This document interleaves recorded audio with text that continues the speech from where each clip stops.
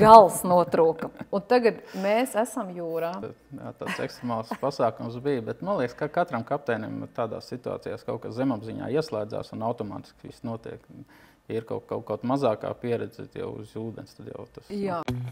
Aktuāla diskusija par tev svarīgo.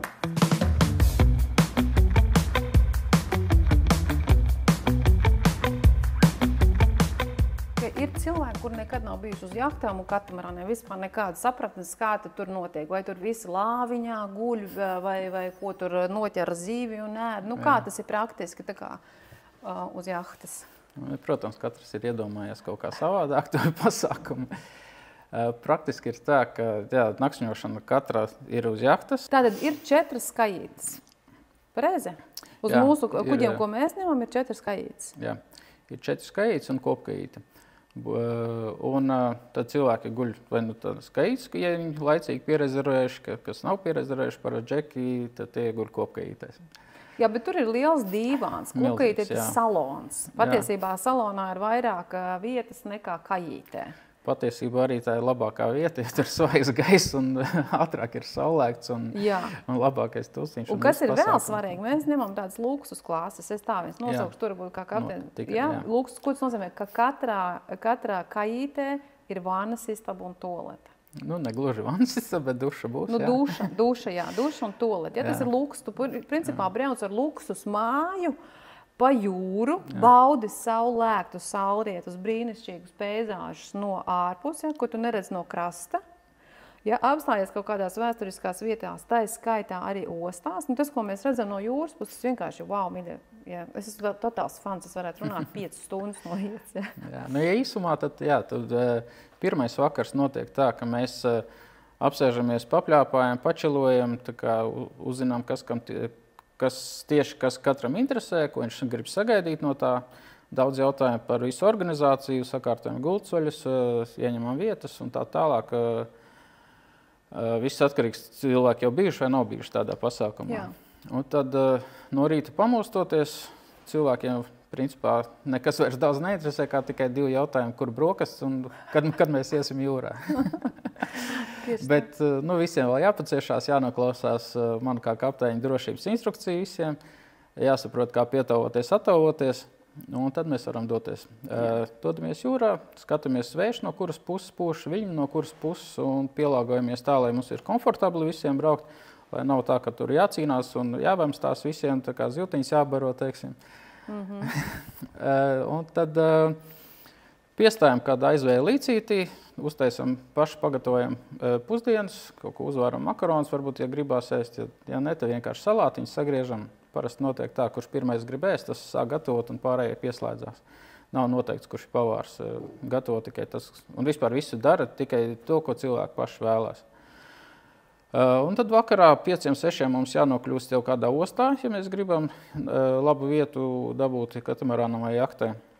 Un tad kādos 6, principā 7 mēs jau esam pietavojušies, līdz 8 cilvēki aiziet pastaigāties vakarā. Un vakarā parasti tad 8 mēs kaut kur satiekamies restorānā, kopīgi atkal pasēžam vakariņas. Mēs esam iepriekš to sarunājuši. Nu, ne visiem to vajag, ne visi grib, bet principā visi turās kā komanda. Nav tā, ka es gribu šito, es gribu to. Jā, nu tā ir komanda, kad ir uz kuģi. Visi ir uz vienu viļņu. Jā. Sanāk tā, ka tev vajag arī džekus un arī meitenes, kuri ir gatavi iesaistīties un reāli palīdzēt, pietavot kuģi, nomest tur enkuru.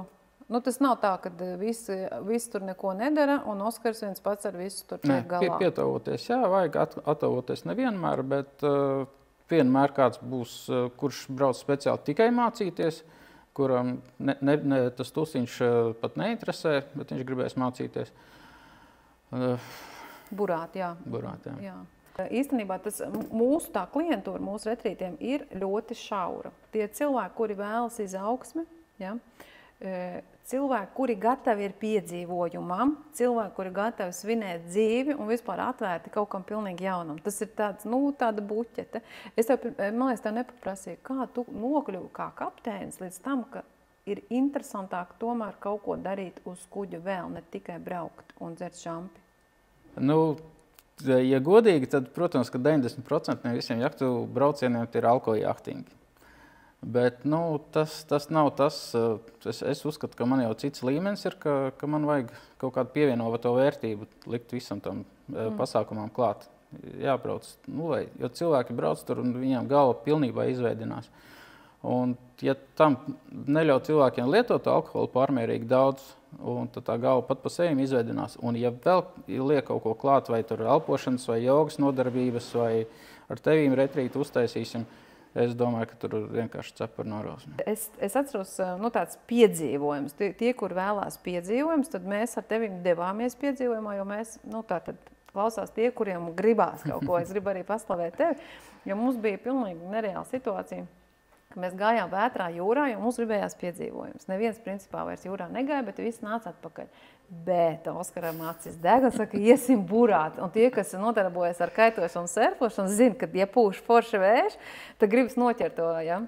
Un mēs ejam, un tā ir Itālija. Mēs tagad brauksim uz Horvātiju, bet tā bija Itālija. Itālijā bišķiņ cits tomēr servis, bišķiņ cita tāda jahtu uzmanīšana, ja? Horvātija būs acīgāki. Vienot sakot, mēs aizgājām paburēt, kā rezultātā notrūka burei striķis. Gals, jā. Gals notrūka. Un tagad mēs esam jūrā. Tie, ka patīk, un tagad šitā laiva mums šitā iet. Un ko dara Oskars? Es esmu daudz bijusi, es tev salīdzinājumā, es neesmu bijis daudz, ja?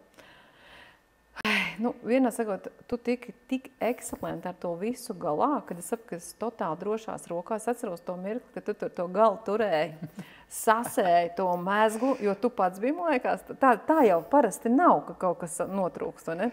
Nav, tas tāds ekstremāls pasākums bija, bet man liekas, ka katram kapteinim tādās situācijās kaut kas zemapziņā ieslēdzās un automātiski viss notiek.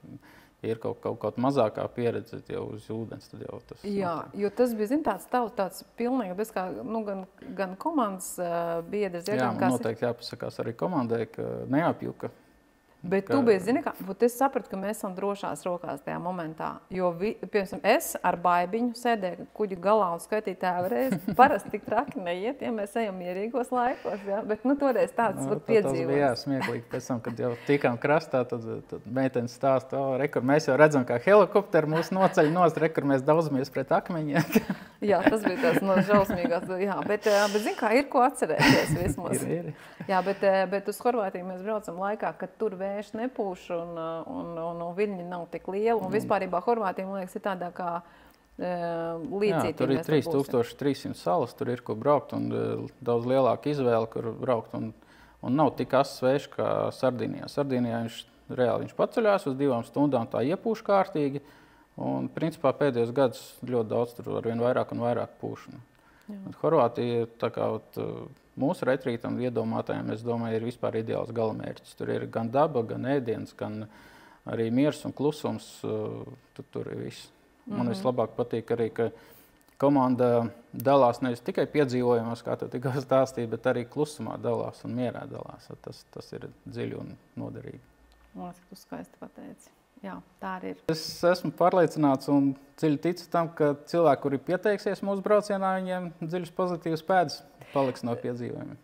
Pirmkārt, jā, un otrais tas, kad būs šī apvienošana, tas, ko tu saki, vai ne, ir gan klusums, gan daba, gan arī piedzīvojums. Tas ir tāda buķeta, ja, ko bildēs, diemžēl, nevienmēr izdodas parādīt, to nav iespējams. Ja. Tas ir pilnīgs restarts. Un, es ar tevi braukšu, un es zinu, ka būšu tiešām drošās rokās. Un tavs pozitīvisms uz kuģa ir vienkārši wow. Paldies. Jā, paldies tev, un tiekamies nākamajā podkāstā. Paldies.